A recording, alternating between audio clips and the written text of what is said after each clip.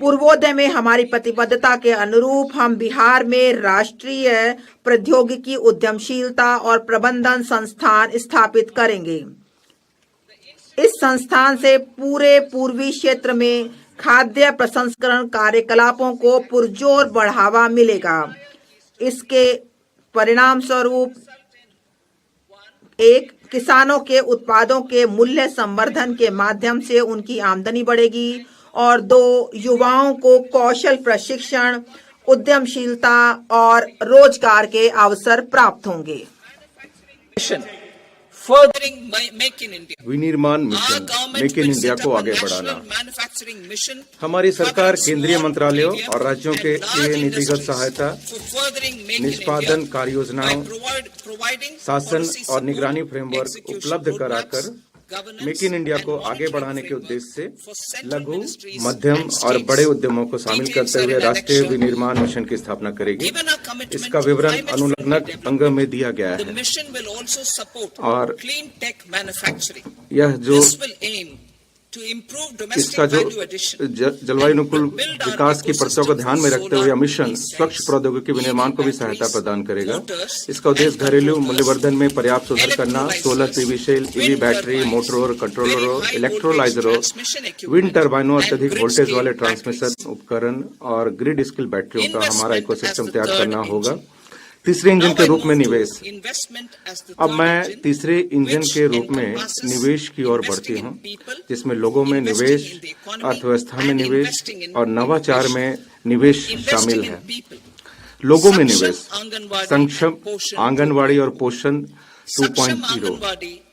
सक्षम आंगनवाड़ी और पोषण 2.0 कार्यक्रम देश भर में 8 करोड़ से अधिक बच्चों, 1 करोड़ गर्भवती महिलाओं तथा स्तनपान कराने वाली महिलाओं और आकांक्षी जिलों एवं पूर्वोत्तर क्षेत्र में लगभग 20 लाख किशोरियों को पोषण संबंधी सहायता प्रदान करता है।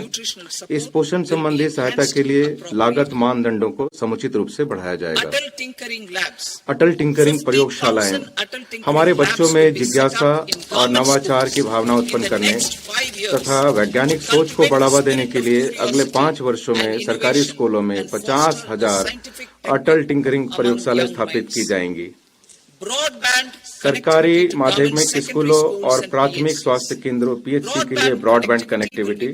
भारत नेट परियोजना के अंतर्गत ग्रामीण क्षेत्रों में सभी सरकारी माध्यमिक स्कूलों और प्राथमिक स्वास्थ्य केंद्रों को ब्रॉडबैंड कनेक्टिविटी प्रदान की जाएगी।